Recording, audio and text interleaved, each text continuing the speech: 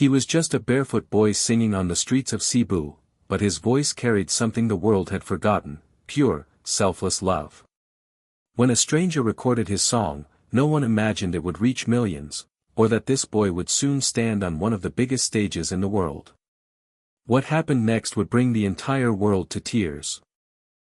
Under the flickering glow of a single streetlight in Cebu City, a barefoot boy named Eli stood on the corner of a busy road, his tiny frame barely noticeable among the rush of passing cars and the chatter of the night market. But when he opened his mouth to sing, the world seemed to pause.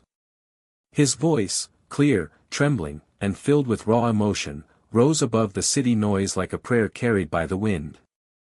At just 12 years old, Eli had already learned what struggle meant.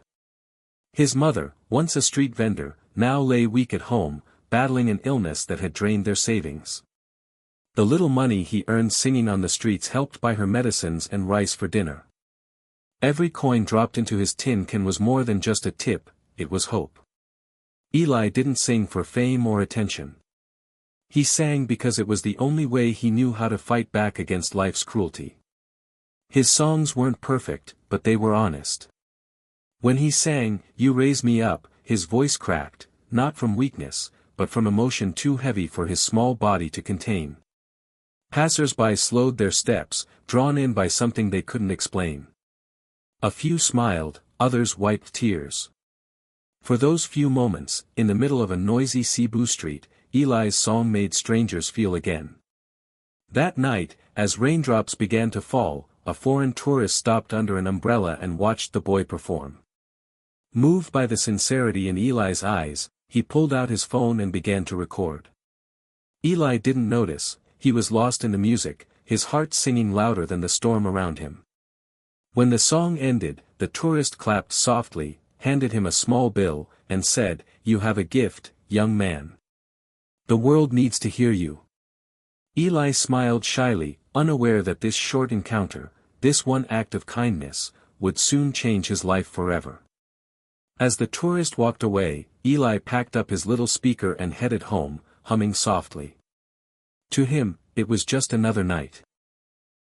But somewhere across the world, a video was about to go viral, and a miracle was quietly beginning to unfold. The morning sun crept gently through the thin curtains of their small wooden home. Eli sat by his mother's bedside, humming softly as he helped her sip her medicine. The air smelled faintly of rice and ginger tea, simple comforts that made their mornings feel a little less heavy. His mother smiled weakly.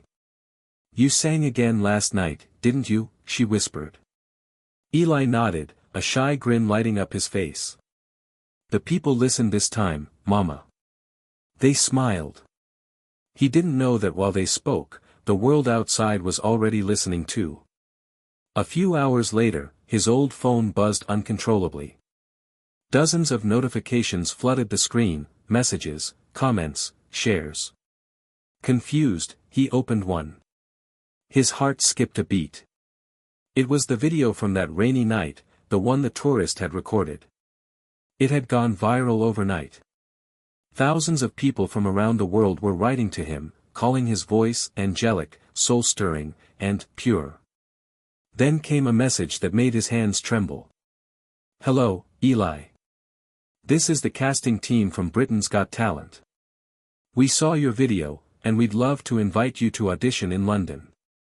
For a moment, Eli just stared, not believing it was real. He looked at his mother, his voice breaking as he read the message aloud.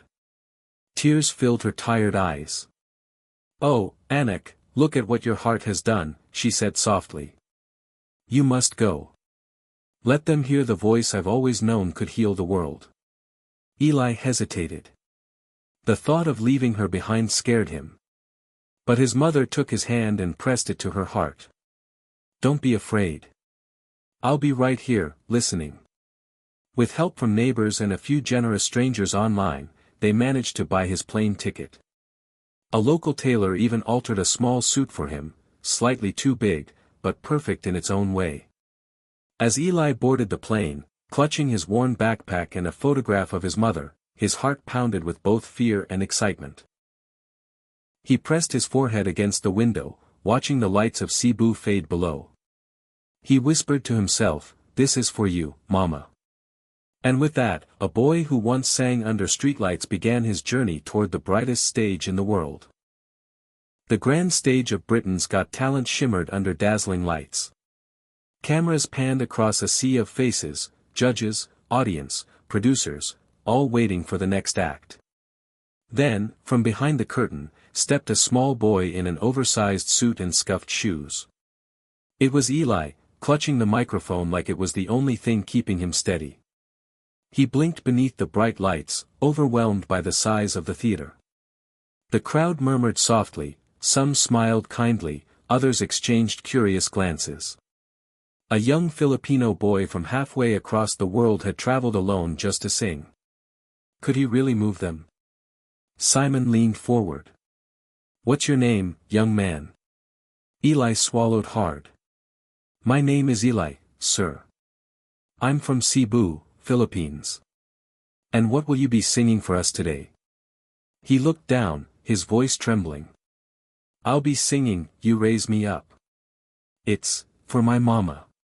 The music began, soft piano notes filling the air. For a heartbeat, everything felt too big, too frightening.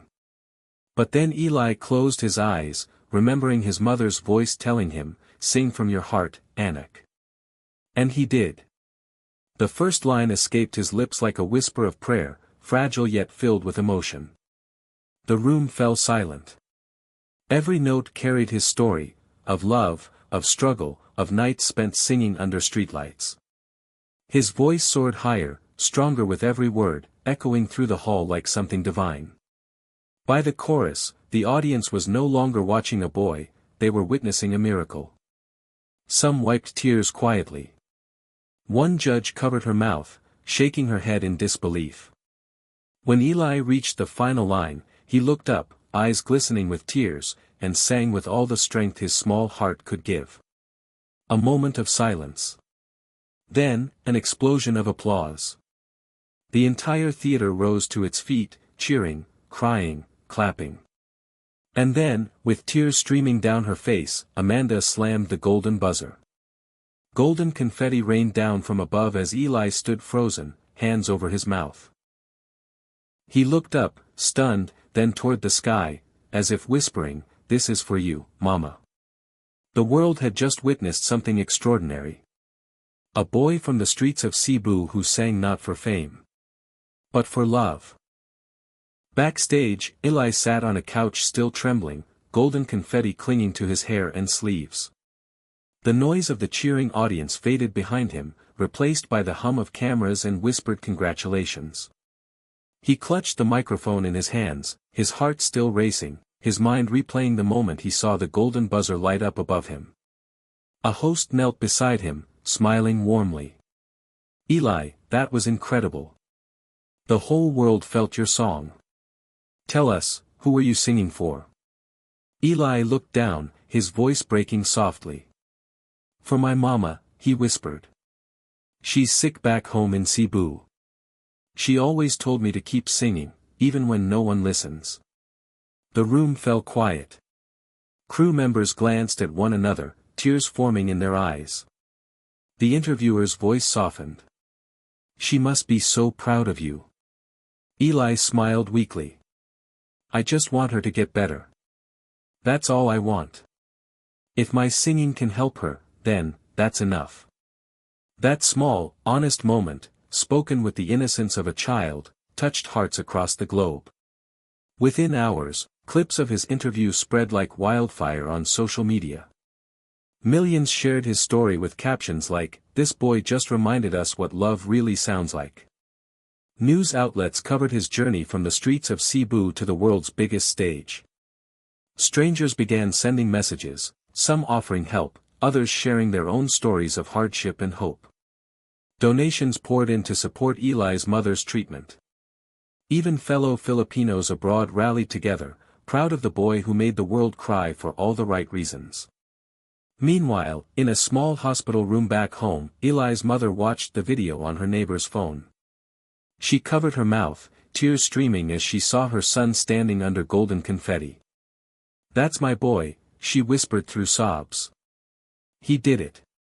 Doctors and nurses in the ward gathered around, clapping, crying, cheering for a woman whose son had touched the world with his song.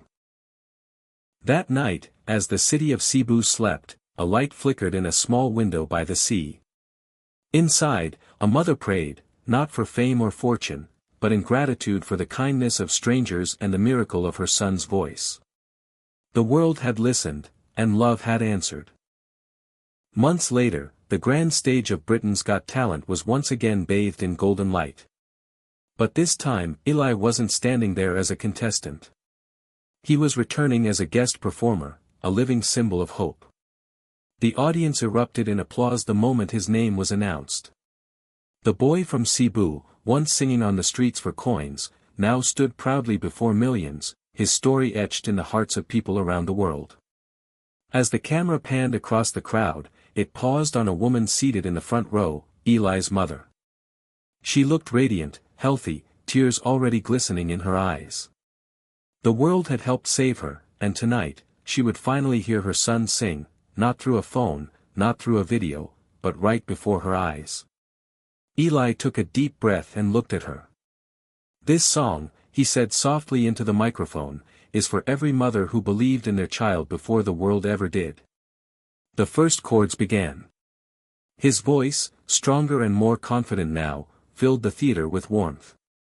Yet beneath the strength was still that same purity, the same heart that once echoed under the Cebu streetlight. The audience sat silently, captivated, as if afraid to miss a single note. When he reached the final verse, Eli's voice broke slightly, but he kept singing through the tears. His mother rose to her feet, her hands pressed over her heart. The entire hall followed, rising in a standing ovation even before the song ended. As the final note faded, Eli smiled through tears, whispering, "We did it, Mama." She nodded, tears falling freely. The judges wiped their eyes. One of them said, "Eli, your voice didn't just win a show, it reminded us of what truly matters. Love. Family. Faith." Eli bowed his head, humbled.